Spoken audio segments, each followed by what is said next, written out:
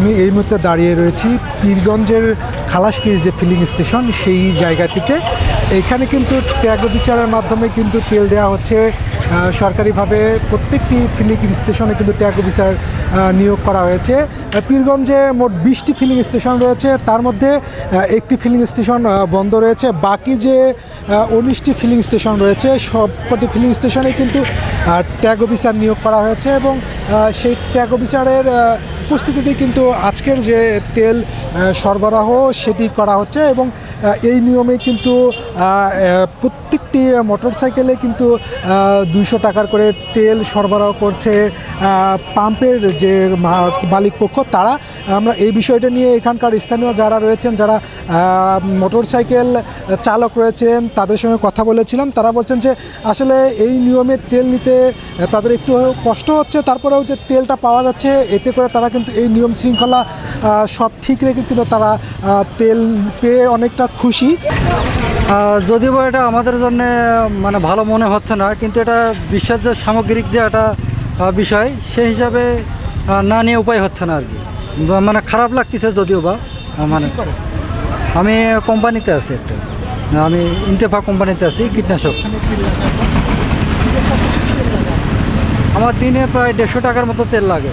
আমি এখানে আজকে পাইলাম 200 টাকা, কিন্তু পরবর্তীতে যখন আমি আগামীকালকে আসবো তখন আমার শর্ট যাবে আর কি, এরকমভাবে।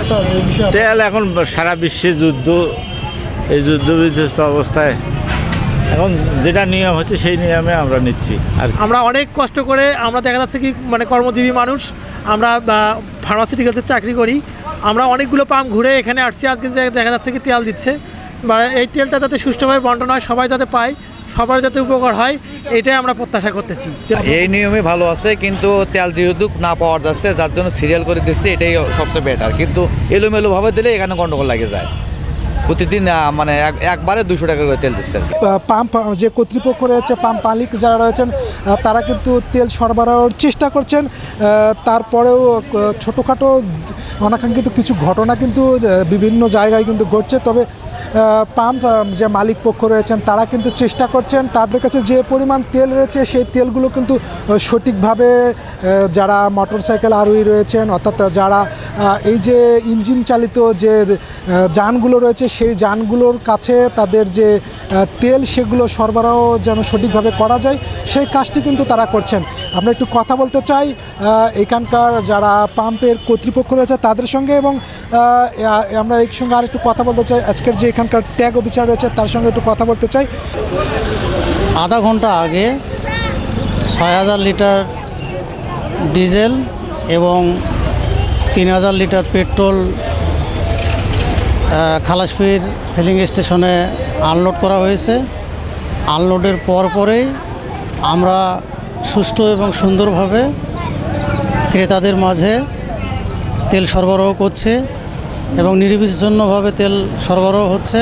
তাদের জায়গা থেকে তারা তাদের যে কার্যক্রম সেটি আসলে তারা কিভাবে পরিচালনা করছেন সেটি আমরা একটু জানব। আমাদের সমস্যা হচ্ছে বর্তমানে আমরা পর্যাপ্ত পরিমাণে তেল পাচ্ছি না। তেল যেভাবে সরবরাহ করছি ইতিপূর্বে এখন বর্তমানে পাচ্ছি না পাওয়ার কারণে এই সংকট দেখা যাচ্ছে পাম্পে। সরকার তো বলতেছে তেল পর্যাপ্ত পরিমাণে আছে, আমরা তো পাইতেছি না। আর ওনারা বলতেছে ওনারা অফিস থেকে ঘোষণা দিচ্ছে, আমরা সঠিকভাবে তো পাইতেছি না।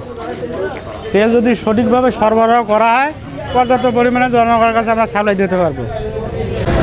আমরা কিন্তু এতক্ষণ দেখছিলাম যে পাম্পগুলোর যে পরিস্থিতি সেটি আসলে বেশ কদিন থেকেই কিন্তু আমরা যেটি লক্ষ্য করছি সেটি হচ্ছে পীরগঞ্জের অধিকাংশ পাম্পগুলোতেই কিন্তু দীর্ঘ লাইন, সাইকেলগুলো অপেক্ষা করছে তেলের জন্য। অনেক পাম্পে তেল পাওয়া যাচ্ছে, অনেকগুলোতে নাই।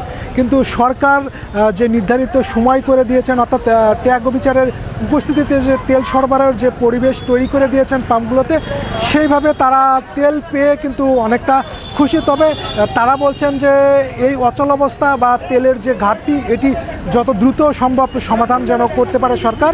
এ ছিল আমার কাছে তেল পাম্পগুলো থেকে সর্বশেষ।